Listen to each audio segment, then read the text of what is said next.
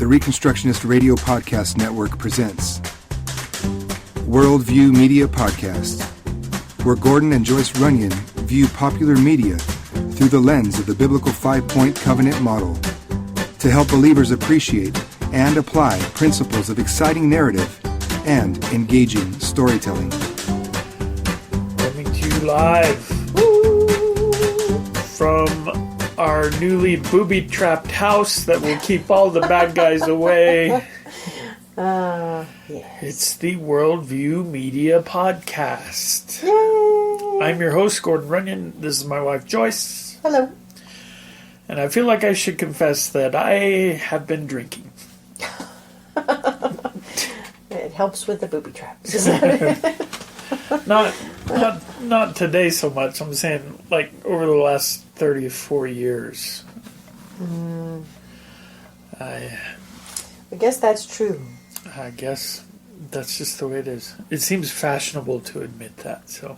Oh, well, there you go. And you are nothing if not fashionable. Right. I'm on the cutting edge of fashion. You're on the edge. All right, what are we doing? We are talking about media. Media? What and kind of worldview. Media? When the two collide, what can you do? Except make a podcast. Well, there you go. Okay, we're talking about the Western remake recently come out, well, a few years ago. I think it was last year. Last year, we're actually within 5 years of a movie, so that's good. Wow, that's cool. See, we are cutting edge. Yeah. Wouldn't it be cooler if the movie hadn't actually been released yet and we had seen it and we're critiquing it? We need to get like connections. We'd be on a whole nother level. That's what we lack is connections. Oh, I think we have them. They're just... To people who don't have anything and they have stuff. can't actually help us at all. Our connections are to people who are pretty pitiful, mostly. Well, I don't think so. Shout out to Jordan. Oh, you're a bad dad. Just playing. Okay, so what are we doing? We're talking about the movie The Magnificent Seven. Yes. Starring Denzel Washington. Yes. Chris Pratt. Yes. Of Star-Lord fame. Okay, and... Some other people that we really don't know. No, we do know them. I just don't know their names. The one guy was on, like, Law and Order, SVU or something. He was also the bug in Men in Black. He was the bug dude. Vincent. I think it's Vincent. D'Onofrio. You know, I thought he was really good in this movie because even after it was over, I had to go back and look at the credits and make sure the guy that I thought was him was really him. Because he didn't... he was unrecognizable. He was just in this role and playing it. I recognized him. I didn't recognize him. Of course, you had been drinking, so... For 34 years.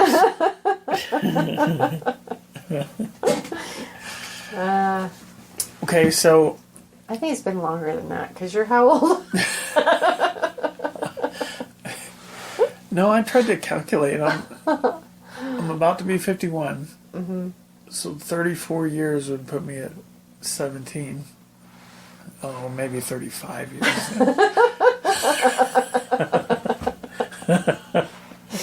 Been drinking for 35 years. All right, so we're talking about Men in Black. No, we're talking about Magnificent Seven. And this is a remake of a classic movie starring Yul Brynner. Yeah, it's an old Western that they redid. Right. Yul Brynner and what was the guy's name? The Death Wish guy. Charles Bronson. Really? Yeah, I think he was in that too. Okay, so and it's a pretty basic it's a pretty basic plot, and it's kind of, there's a reason for that we'll go into. That once we say the plot, you'll know, and it's a pretty classic Western thing where there's a town that's being overrun by a bad guy who's a really despicable bad guy, a bully. No morals, power hungry. And his name is El Guapo. Bogue. Bogue was his name.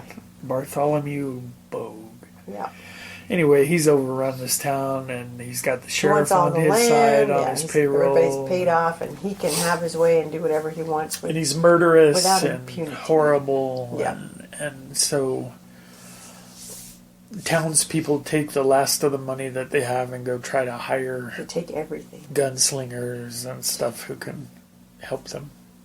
Well, the widow lady One of the widows. goes out Okay. with a dude. I don't know who the dude is to her,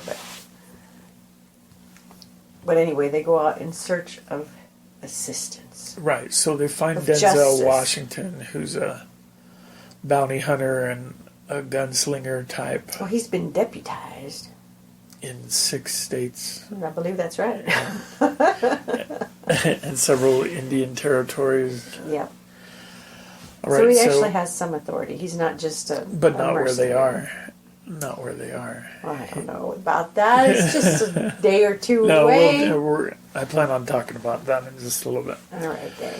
Okay, so he rounds up a few guys that he knows that are also Handy. handy with a gun or a knife or something. Yeah. Anyway, and so he assembles his little merry band of 7 who are going to go with him and try to rescue this town from the bad guy. And if that plot sounds familiar, it's because it really is. And not only is this a remake of Magnificent Seven, but the original Magnificent Seven was basically a remake of a Japanese movie called The Seven Samurai. Yep. 7, the number samurai. Right. I 7. say that because some people hear it as 7th. Oh, who hears it that way? Well, I don't want to say her name. No, it's a 7 Samurai, and it still makes it on the lists of, and I'm talking highfalutin lists of like best movies ever made. Yeah. So the 7 Samurai is on that list, and it's the same plot where there's a Except they're samurai instead of cowboys. right, and it's in feudal Japan instead of the Old West. Feudal with a T or with a D? EUD. It's in futile Japan. I'm just Is there any other Japan? some days. Okay, so it's a remake of that, and frankly, that plot has not just made it into the Magnificent Seven, the 2 versions of that movie, Yeah. but it's kind of found its way into several things. It's very similar to the plot of The Three Amigos, Well, at least the Western Yeah. version, the Western it's portion not the of drama. that plot. Right. I mean, there are some tense moments in it, but The cowboy portion of that show yeah. is the Well, same more plot. than just the cowboy portion. I mean, there's a lot of things that I was like, this seems like I've seen it before, but there was more laughing. Oh, really? Yeah. Huh, that's interesting. You know, even when the widow goes up to him, you know, instead of a little boy, it's a grown man, and saying, "I'll bring you everything we have." And, you right. know, Yeah. there was no kissing anybody on the veranda. Well, the lips are fine. There probably was some of that. Okay, so it made it into the Three Amigos, but I also feel like it High Plains Drifter kind of has the same sort of thing going on, where a town hires this High Plains Drifter. Yeah, but it's not a group. Not a group, It's just but the he's one. still going to protect them or try to Yeah. liberate them from the bad guys. And I almost also felt like there's a similar Japanese plot that has made it over into Westerns. from a movie called 47 Ronin. And Ronin are samurai warriors who don't have a shogun over them. So master? They're rogue? like freelance. Mercenaries? Well, their master got killed, so they're not samurai anymore. They're Ronin, and they wind up putting everything on the line to make one last stand in a small town against a tyrant that was coming through. And I feel like once you understand those plots, you can make any Western movie pretty much. But then as I was looking at it, I saw that several of Clint Eastwood's famous Westerns were almost lifted completely from Japanese movies as well. Like A Fistful of Dollars and A Few Dollars More. I think those were both Japanese movies before they were Clint Eastwood movies. So I'm wondering who is watching these Japanese movies. Right. Writers in Hollywood. Harvey Weinstein. I gotta travel and see the world so I can steal their stories. Right. Okay, so in this movie... But that in itself is also interesting because then stories become a universal language that we speak. Yeah. To relay a moral message or, whatever type of message we want to say. These were Japanese, they were samurai, but yet it's completely relatable and transferable to these are cowboys and this is, right. America. And so I think that's interesting that you can... Well, and then now that you say that, it reminds me that I also read that the director of the upcoming Justice League movies has said that the Seven Samurai has an influence in the Justice League movie too. Uh-oh. Coming They up. didn't all make it out with that Seven Samurai. Right, most of the samurai died. In fact, I think in the Seven Samurai, I think they all die. Well, that's not good for your superheroes. Right, that won't be the case in the Justice League, I'm almost sure. Right. Well, then where is the similarity exactly? Right. So what was your thought on this movie? Well, overall, I'm not a country western type of gal. Seriously. I know. Here I am in New Mexico. A 4-H program administrator. Yeah. Working at an extension office where we talk agriculture. Wow. That's amazing. That's not really who I am. So this isn't anything I would be like, oh, I want to see that. Right. But it was a pretty good movie. I think it had some good portions in it. I liked the characters. I was a little concerned with some of the costuming. Didn't seem quite appropriate all the time for some of the lady folks, and especially a widow, going around like she was out on the open road. She wasn't obscene. She was just no, but she was maybe a little more low cut than she wasn't as covered as I would have thought, especially to have been recently widowed. Right. But maybe it's a different country world than I know. So I think I would probably give it like a B. A B. Yeah. Okay. Will I watch it again? No, absolutely not. I won't.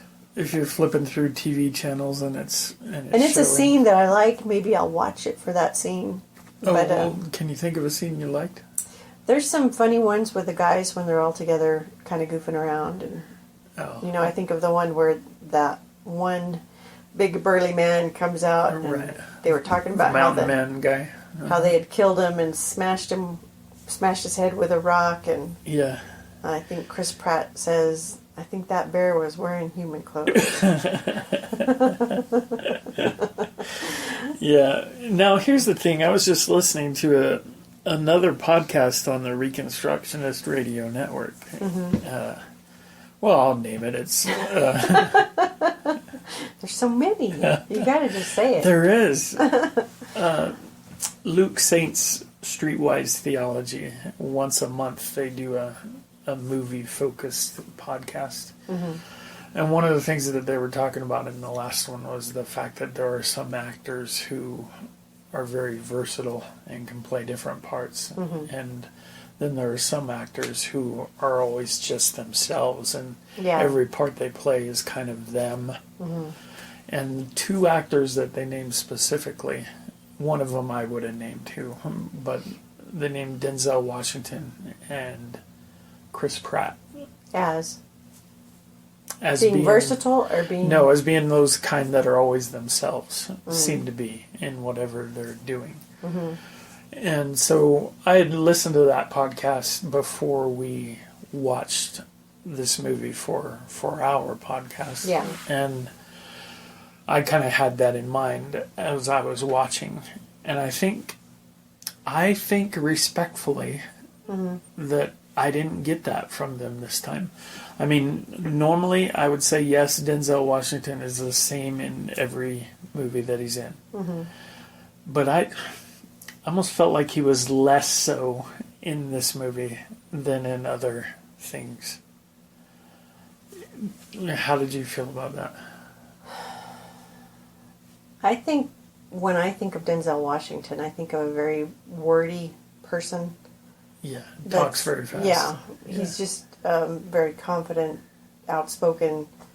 And I didn't get that from this character in the movie. He was more soft-spoken. He was a man of few words. He wasn't somebody who always had the spotlight. Right, he wasn't like, so I think he did the character well and didn't do himself. And, Chris Pratt is, he's a funny guy.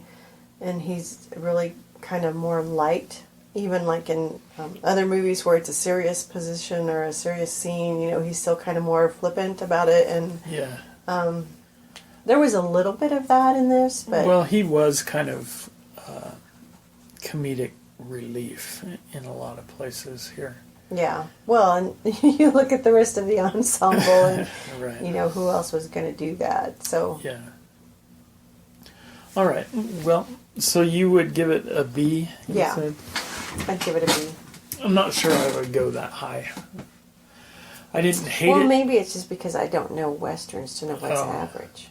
I didn't hate it, but I'd probably give it a high C. It was passing, but not the greatest. And some of that was because I didn't believe the motivations for any of the seven. Mm-hmm. Well, for Denzel's character, he was the leader of the group of seven. Mm-hmm. And I understood his reason for doing it. He had personal reasons for... But we don't find that out until pretty late in the film. Right. It's kind of hinted at because he says, you go talk to this man and you tell him my name. Yeah, right. And you say my name It's obvious again. they know each other. Yeah, well, he knows right. the guy. I don't know. That Vogue guy's probably ran over so many people, it's hard for him to remember. Well, it just seemed to me he was the closest one to having an actual motivation for putting his life on the line. But one of his friends, I guess it was Goodnight, was his last name, knew about the situation with Denzel Washington and this other bad guy and was aware of why he was getting involved in it. So I don't know if that meant this other guy had been involved with that somehow and knew, or if that was just passing information. Or yeah, I didn't get that out of it. Just for me, I didn't feel like I got a lot from the other 6 of the 7 in terms of why they were even bothering. Why are you going to go out on this suicide mission? And for some of them, it seemed to be just the prospect of getting paid. Mm-hmm. And for me, that didn't really do it for me, I guess. All right. Anything else in an overall sense before we start talking worldviewy stuff? No. All right. Well, let's take our break and we'll be right back. Are you interested in Christian education? Would you like to learn how to be a Christian teacher or how to run your very own Christian school with success? The GCS Apprenticeship Program can help. Learn more on our website at gcsapprenticeship.com. The Reconstructionist Radio Podcast Network brings to you a complete lineup of podcasts where you will hear practical and tactical theology. Our desire is not simply that you consume our shows, but that you also live out your faith in every area of life. We can talk all day long about these things, but if we fail to put them into practice, then we fail as ambassadors of Jesus Christ our King. Subscribe now to your favorite Reconstructionist Radio Podcast Network shows, or you can subscribe to the Reconstructionist Radio Master Feed, where all of the content we produce, including the audiobooks and audio articles, will pop up as soon as they are available. And don't forget to visit reconstructionistradio.com to volunteer as a narrator or to partner with this ministry financially. May the Holy Spirit stir you into action for Christ and His kingdom.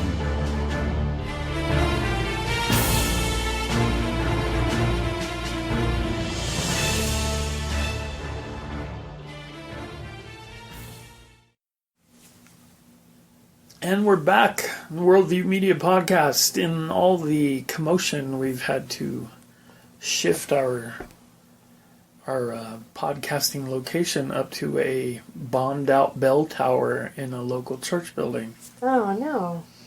And hope the bad guys don't see us up here. Oh, no. All right, Magnificent Seven. Let's talk about themes and what we think the overall message was and worldview type of stuff. Did you have anything on that? Well, I think the one woman goes out, and that's a line. I mean, that's a line that she says, and he's, well, what is it? You want revenge? And her answer was, no. She said, I seek righteousness. Yeah. Which was an interesting choice of words. Yeah, because most people would say, I want justice, or I want, right. I want the law to be carried out, but to say I seek righteousness, that was just like, what? Yeah, that was a little bit surprising. So that was, but finish her line, though. She said, but she would take... The guy asked, do you want revenge? And she said, I want righteousness, but I'll settle for revenge, or something like that. Yeah. Okay. Well, that was kind of I saw that as kind of a prominent thing that was talked about was revenge. Mm-hmm. And it turns out to be that the Denzel's character was ultimately after revenge. And so that was an obvious motivator. And again, that's kind of a trope in Western movies especially, is got to find the man who shot my paw, Hello. Prepare to die. Right. So revenge typically plays a role in a lot of Western stuff. Wasn't that also, now that I think about it, I shouldn't even bring it up because we haven't talked about it, and it's been so long since we saw it, but the movie Silverado, do you remember that? There were bad guys in a town, and it's been too long and for me a group of good guys had to get together and get rid of all the bad guys. Probably. Yeah. It's vague, it's fuzzy. I'll edit that out. I've been drinking 35 years. Okay, so revenge was a big deal, biblically speaking. I don't think... Maybe this is going to be a hot take. Uh-oh. And maybe I can blame it on the drinking. Our culture likes to draw a hard line between the ideas of revenge and justice. Mm-hmm. And say things like, oh, well, what we need to seek is justice and not revenge. Mm-hmm.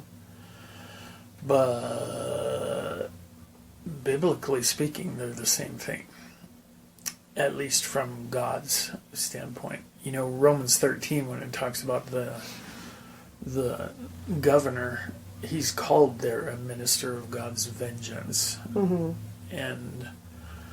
And that means justice. He's supposed to do the law of God on evildoers. Yeah. And make sure that by enacting justice, God gets his vengeance on the bad guys. Now, personal vengeance may be a different thing. eye for an eye and tooth for a tooth. Yeah. Jesus points out in the Sermon on the Mount, that's the standard for civic justice. And he wasn't saying that's not the standard, but he was saying that's not the overarching rule for personal dealings with each other. Eye for an eye and tooth for a tooth. That's not how you and I relate, Well. or at least for most of our marriage.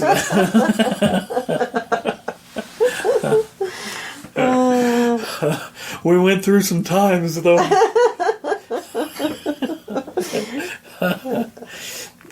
Where's my drink? All right. No, I guess I'm just pointing out that biblically speaking, revenge is not always evil. Mm-hmm. If the revenge that is gotten is biblical justice, Well, I think if they you can look be the at same. a difference between the word revenge and avenge, Oh, is there a difference? I think so. Okay, let's hear it. Well, I think is really dealing with more of a personal thing, and I think to be avenged, someone else is taking up your cause on your behalf to protect you or to make a wrong right, to do that, but it's not you doing that. So in my mind, although they may be the same type of actions, Yeah. they generate in different places, Oh. even though they may wind up with the same result. So I get my own revenge, but I avenge somebody else. Yeah. Okay, I'm not even sure. I didn't look up the definitions Well, it's of just those words. in my mind. I see them as, Okay. and they must be different because they're. They're different words. So I think that God can avenge His people, and not But God does. Vengeance is a real thing with God. Yeah. And it's totally righteous when he pours that out. So was the woman right in saying that she sought righteousness, or should she have sought justice? Well, those are two words that are different words that kind of mean the same thing when we're talking, especially when we're talking about government and dealing with bad guys and stuff. So that it can be said that the foundation of God's throne is righteousness and justice. And I think those are synonyms mostly. I tend to think of justice as having more to do with the civil realm, but I don't think that's necessarily right. You and I, as individual Christians, were called to do justice, and I think that just means outside ourselves, and we're doing the right thing in relation to everyone else. And does it have an element of righting wrongs? I don't think that's part of the definition of the word, but that's interesting to think about, though. But, the reason that we're abolitionists is because a grave injustice is being done in the society, and the personal command to do justice doesn't depend on what my status in life is. That command doesn't bind me precisely because I'm a pastor or because I'm a father. It also binds you as a wife and a mom, and I mean, it binds a Christian that we're supposed to be out doing justice and seeking to address injustice. But even in that, oh golly, I don't even remember how long ago it was when Christians were going to Planned Parenthood or wherever and going with guns or whatever, or shooting doctors or things like that. I mean, that to me is like, well, that's revenge. I'm going to take care of this. You did this. This is the penalty for that. And so... Well, I think the guys that had done that would say things like, if you knew that the guy, your next door neighbor on one side, was planning to go kill the children that lived in the house on the other side of you, and the police weren't going to stop him, would you use deadly force to stop him? And so I think that people who have taken civil justice into their own hands have kind of justified it that way. They're going to stop the crime, make sure it doesn't happen again and stuff. But that's a little bit different, because then we get into the realm of the who has God given the sword to, and He's given a monopoly on that use of violence to the one who is enforcing His law in the civil realm. So that's a little bit, it's a little bit different. Some of those things get pretty complex though when you start talking about them. Probably too much for a movie-centered podcast. But that's right. We're talking about a movie. And for a man who's been drinking. No, but then, the other issue I had that is related though, and that's the issue of vigilantism, because vigilantes and vigilantism are things that we as Americans have been trained to see as bad. Unless they're superheroes. Right. But, it's against the law. You can get in trouble for being a vigilante, and they can come put you in jail for that. And as I was looking up the definition of what it means to be a vigilante and to do vigilante things. Yes. It kind of boils down to, it's somebody or a group of somebodies who are going to go and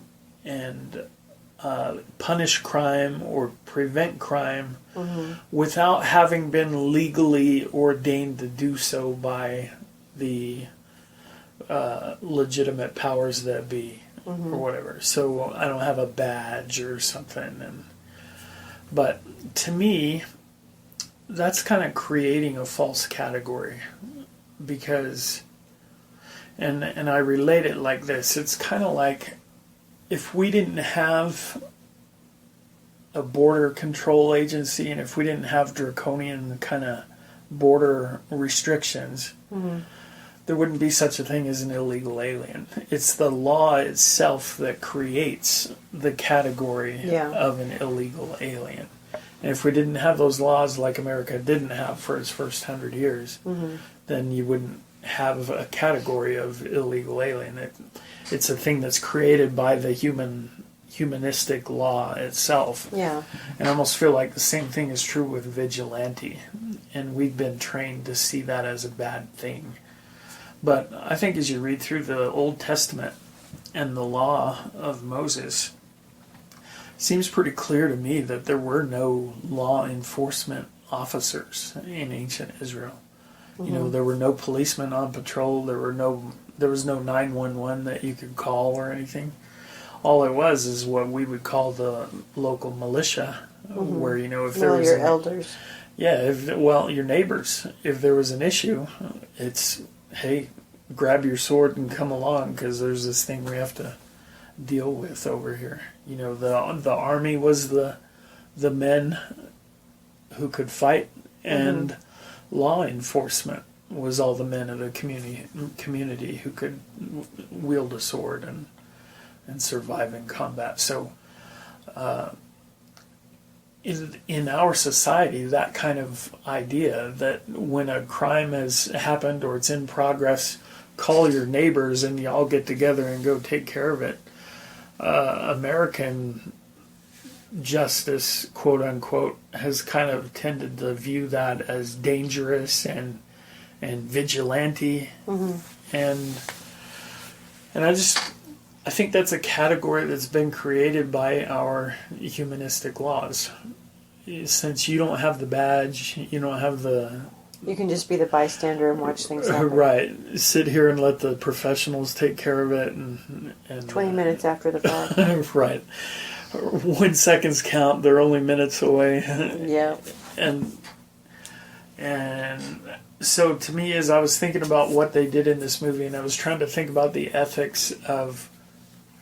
We mentioned the widow woman who decides to go out and start hiring basically mercenaries to come and basically function as a militia. The men of her town wouldn't do it. the established quote-unquote authority was the sheriff who had been bought and paid for by the bad guy and was on his side and wasn't about to do anything. Well, I don't think it was that the men of the town wouldn't do it. They didn't know how to do it. Yeah, but they were completely cowed. I mean, they were scared. They weren't going to stand up or anything. You know, they said this Bo guy had 200 men, but there are more than 200 men in the town. You know, maybe they weren't born fighters or anything like that, but it's not like the town was outnumbered by the bad guys. It's just that the men who were willing to fight were outnumbered, I think.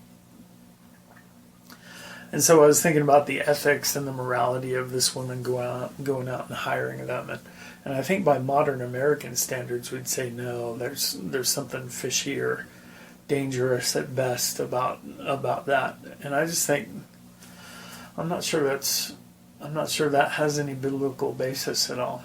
If none of the men are going to, or they're incapable of doing it, then find somebody that God has raised up providentially. Mm-hmm. Find somebody that can come and get some justice going here, you know.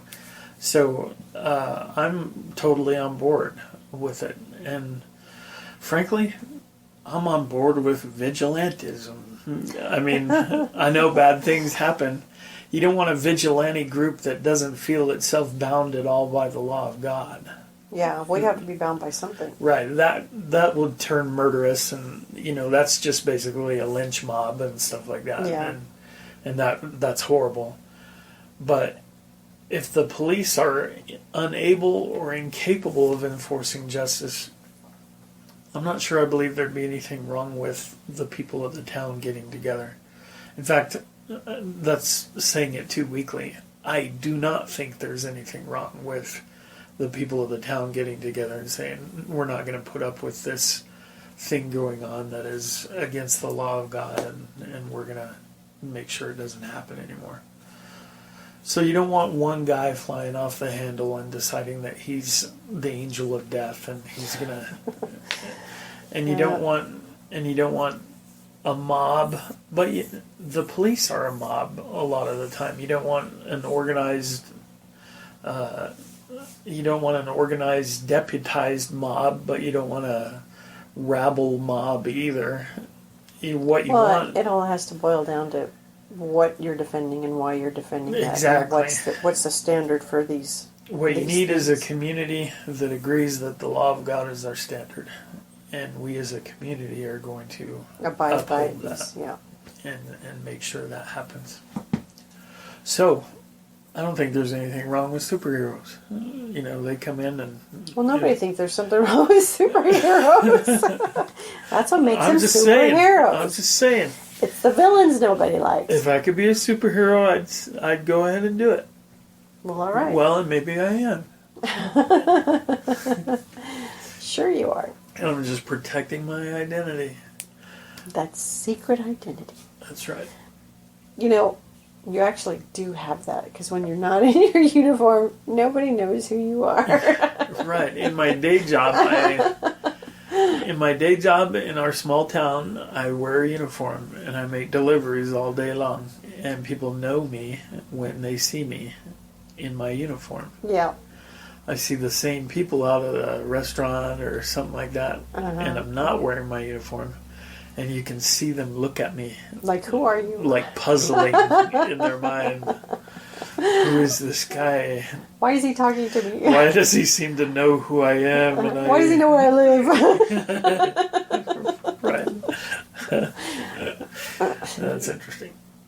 So that's kind of funny. All right, that's off topic though. But there you go. There you go. You have anything else? Any other kind of worldview issue or thematic thing? I just think it's interesting that these men from all sorts of different backgrounds unite for this cause, knowing going in that it's not looking good for them to come out on the other side, and even during the battle that ensues, willing to lay it all down. You know, I think that speaks well of who they were as men. You like that?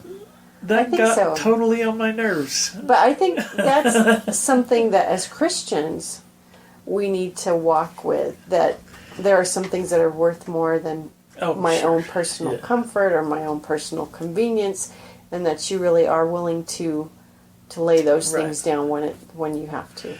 That is our Christian storytelling legacy, that we have bought into the idea as a culture, and we still buy into it, that self-sacrifice is a hallmark of heroism, and that I believe that comes directly from the cross of Christ. Mm-hmm.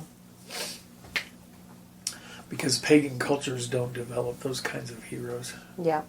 Well, and to do this for people that they didn't really know, that they were not tied to, they weren't connected to. Well, the thing that I don't like about it, and I've mentioned it before, my pet peeve is when you have these anti-heroes and guys that are obviously not heroic. They don't have like a decent bone in their body, but...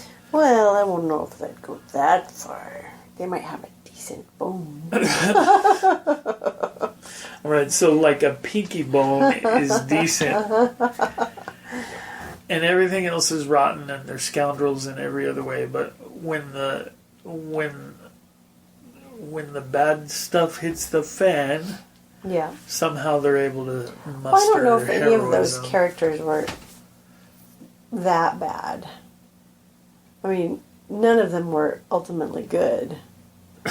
Totally good, but I don't think there was anybody that I thought they were all anti-heroes. I hate anti-heroes. Well, the one mountain man, I mean, he was wanting to live out in the wild and just be happy. Right. You know? He was quoting scripture and stuff. He wasn't that bad guy. He was crazy. And then, you know, the good night guy and his sidekick, they had a bond because of him rescuing him out of a bad situation, and so they were together. And, you know, I don't think there was anybody who was just really out and out bad. Maybe Chris Pratt, because he was always trying to steal, and he was a swindler. He was a swindler, but I don't think he would have killed anybody, you know, just for fun. Oh, right. So I don't see them as Well, they were less bad than the bad guys, but they were still anti-heroes, and I can't stand them. But Pet peeve. I still think that ideal is worthwhile. Which ideal was that? The self-sacrifice? Yes. Okay. Yeah, I won't argue with that. All right, you got anything else, lady? Nope, I'm done. See you later. All right. Bye, Jordan. All right, well, that's it for us on Worldview Media Podcast. Tune in next time where, Lord willing, we will begin a short series on Dun, dun, dun, don't tell him. the movies that have to do with the Star Trek Next Generation franchise. Oh, you told him. I think that's only 3 movies, though, right? Maybe. No, there's First Contact. I was forgetting that one. 4. All right. Next time, y'all. God bless you. Bye. Bye. Thank you for listening to the Worldview Media Podcast. Please visit reconstructionistradio.com to check out the other podcasts in our network and to download our free audiobooks.